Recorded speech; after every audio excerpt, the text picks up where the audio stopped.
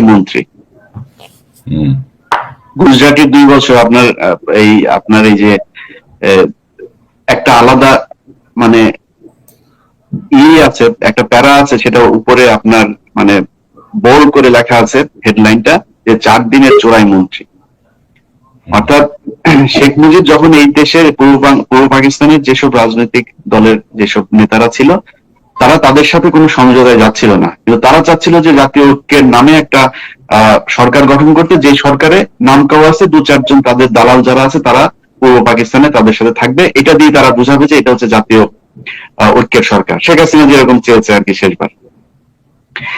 তো পূর্ব পাকিস্তানের কোন নেতারা যাবে না, কিন্তু শেখ মুজিব হঠাৎ করে রাতের বেলা তিনি চলে গেলেন পাকিস্তানে।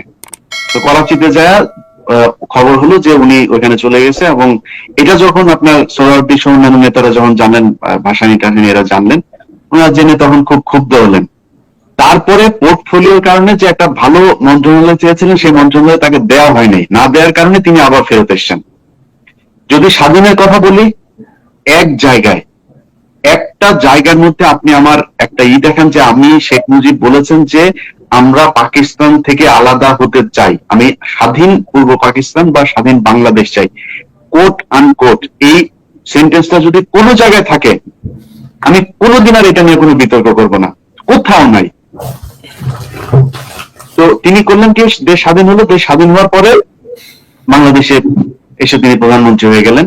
প্রধানমন্ত্রী হওয়ার পরে সবাই মনে করছে যে তিনি বোধহয় ইন্ডিয়াপন্থী বা পাকিস্তানি, ইন্ডিয়ানরা মনে করছে তিনি পাকিস্তানি পন্থী, কারণ তিনাকে পাকিস্তান ছেড়ে দিল কেন, আসলো কেন, এসব নিয়ে নানান সন্দেহ ছিল তার বিরুদ্ধে। তারপরে তিনি দেখেন বাংলাদেশের প্রথম প্রধানমন্ত্রী, যিনি এই দেশের বলা হয় স্বাধীনতার স্থপতি, সেই স্থপতি প্রথম, যারা আমাদেরকে, ওনাদের ভাষায় যদিও মানুষ মারা গিয়েছিল 3-4 হাজার, ওনারা বলছেন 30 লক্ষ, তো সেই 30 লক্ষ মানুষকে মেরেছেন, সেই দেশের প্রধানমন্ত্রীকে ওনারা বাংলাদেশে আনলেন, এনে তারপরে তাকে লাল গালিচা সংবর্ধনা দিয়ে তারপর তাকে রাষ্ট্রীয় সম্মাননা দেওয়া হলো। এটা তো ওনারা করেছেন। ধরেন আওয়ামী লীগের তো এখন মূল কাজ হচ্ছে ইতিহাস বিকৃত করা এবং শেখ মুজিবের মহিমা কীর্তন, এবং তাদের মতো করে ইতিহাসকে তারা পরিচালিত করতে চায়। এখন ধরেন শেখ মুজিবের এখন সকল কিছুতেই শেখ মুজিবুর রহমানের অবদান, সে ভাষা আন্দোলনেরও প্রধান নেতা শেখ মুজিব, মুক্তিযুদ্ধের প্রধান নেতাও শেখ মুজিব, কয়েকদিন পরে আপনার সেক্টর কমান্ডারও বানায় দিবে, সব বানায় দিবে। হ্যাঁ, এবং আমি এটা একটু শেষ করে দিই ভাই। তো এখন ধরেন ইন্ডিয়া তাকে মনে করলো যে সে বোধহয় পাকিস্তানের চোট, আর পাকিস্তানের মধ্যে তার নিয়ে আছে যে ঝামেলা। এই যে জিনিসগুলো পরে 3 পর্ব গেল, শেখ হাসিনার সময়টা আপনি চিন্তা করেন, পৃথিবীর প্রতিটা দেশের গরিব যে দেশগুলো আছে, আমাদের মতো দেশ, আমরা যদি কোথাও অ্যাসাইলাম চাইতে যাই, যেমন আমার 2 জনের এখানে আমরা হয়েছে, আমাদের এখানে আমরা সিটিজেনশিপ চেয়েছি, তো এখন আমরা যাই কোথায়, একটা উন্নত দেশে যেখানে টাকা পয়সার কোনো সমস্যা হবে না, অল্প কিছু কাজ করলে অন্তত নিজের চলার মতো একটা ব্যবস্থা করা যাবে। শেখ হাসিনা একমাত্র মানুষ যিনি ইউরোপ থেকে গিয়ে ইন্ডিয়াতে অ্যাসাইলাম চাইলেন, সেখানে গিয়ে তিনি ছিলেন। খুব সিগনিফিকেন্ট কিন্তু এটা, যে আপনি ইন্ডিয়াতে যান, আপনি ইউরোপে আসেন অলরেডি, আপনি যদি মিয়ানমারের থেকে ইন্ডিয়াতে যেতেন সেটা আলাদা কথা, আপনি ইউরোপ থেকে ইন্ডিয়াতে যাচ্ছেন, অর্থাৎ ইন্ডিয়া তাকে তৈরি করেছে দীর্ঘ সময়।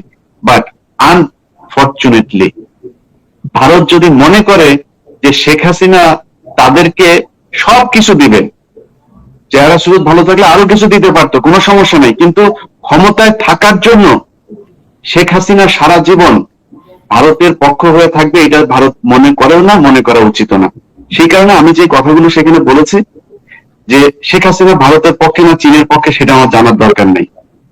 আপনি যদি মনে করেন আমি খুব মাস্তানি করে তারপরে পররাষ্ট্র মন্ত্রণালয় আমাদের পররাষ্ট্র যে পলিসি আছে সেটা আমি করতে চাই, তো করেন, সব দেশের সাথে করেন।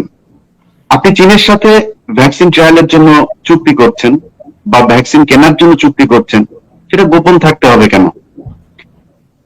সচিবালয়ে ঢুকে একজন সাংবাদিক আপনার গিয়ে তারপরে সেই নথিটাই নিয়ে কেন টানাটানি করতে হবে? আবার মন্ত্রী সেটা নিয়ে বক্তব্য দিচ্ছেন, সেই বক্তব্য মন্ত্রী কেন বলতে পারছেন না যে আমরা চীনের সাথে এই ঘটনা, আর উনি ঘুরায় পেঁচায় বলছেন নাকি যে আমাদের স্পর্শকাতর, রাষ্ট্রীয় স্পর্শকাতর যে তথ্য সেগুলো ফাঁস হয়ে যেত, আমরা টিকা নাও পেতে পারতাম। আরে ভাই বলেন সরাসরি যে চীনের কাছ থেকে আমরা টিকা নাও পেতে পারতাম, বলতে পারতেছে না কিন্তু। অর্থাৎ রাষ্ট্রীয় ভাবে একটা ধামাচাপা দেওয়া, যে পররাষ্ট্র নীতি, সেই নীতিটার মধ্যে একটা মানে যে কোন দিকে যাবে, ওই যে আমাদের ভাই বলছিল যে মান রাখি না কোন, এরকম অবস্থার মধ্যে আছে আর কি। সেই কারণে আমি এই জিনিসটা সামনে নিয়ে এসেছি, এবং ওইখানে কিন্তু আমার নিজের বক্তব্য না, আমি কয়েকটা জিনিস সেখানে দেখিয়েছি পত্রিকার সংবাদ থেকে। যদি আপনি রয়ের এজেন্টদেরকে আটকের বিষয়টা বলেন, গত পরশুদিনও আরো 2জন রয়ের এজেন্টকে আটক করা হয়েছে, যদিও আমি চেষ্টা করেছি যে তাদের ছবিগুলো নেওয়ার জন্য, সেটা পাইনি। আমি যদি সামনে সেই ছবিগুলো যদি পাই আপনাদেরকে দেখানোর চেষ্টা করব। তো রয়ের একজন এজেন্ট বাংলাদেশে যদি ধরা পড়ে, তাহলে আপনি মনে করেন যে সেটা মিডিয়াতে আসবে? মানে এখনকার কথা বলছি না, আজ থেকে 2 মাস 4 মাস আগের কথা বলছি, সম্ভব? প্রদীপ আটক হবার পর আপনার যায়, ভারতীয় হাই কমিশনে যায়, সেটা এখন পর্যন্ত সেটা কোনো ছবি আমাদের সোশ্যাল মিডিয়াতে আসে নাই, কোনো গণমাধ্যমে আসে নাই।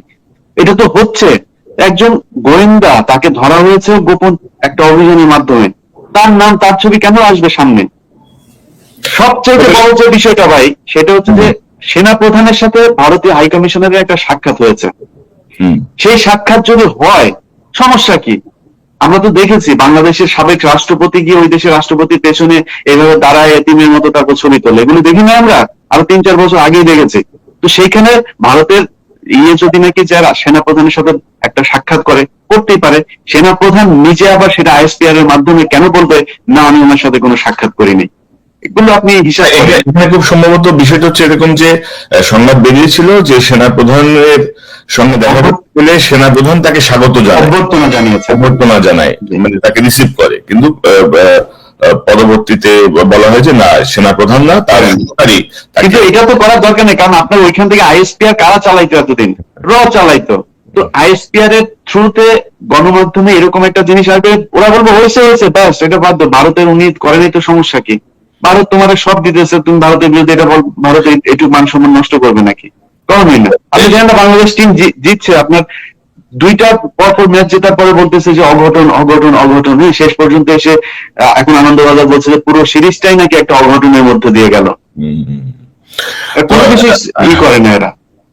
তো ইলিয়াস, এখন প্রবলেম যেটা হচ্ছে যে বাংলাদেশের যারা মানুষ, যারা বাংলাদেশের বিভিন্ন পর্যায়ে কাজ করেন, তারা যদি এই দেশের প্রতি ভালোবাসা না রাখেন, প্রশাসনের মানুষ যদি আইডেন্টিফাই না করেন যে কে ভিনদেশী, কে বাংলাদেশে বসে বাংলাদেশের বিরুদ্ধে কাজ করছে, সেনাবাহিনীর কর্মকর্তা, পুলিশের কর্মকর্তা বা সৈনিক বা যোদ্ধা যারা আছেন, তারা যদি আইডেন্টিফাই না করেন, তারা যদি প্রতিরোধ গড়ে না তোলেন, তাহলে আসলে একটু মুশকিলই বলা চলে।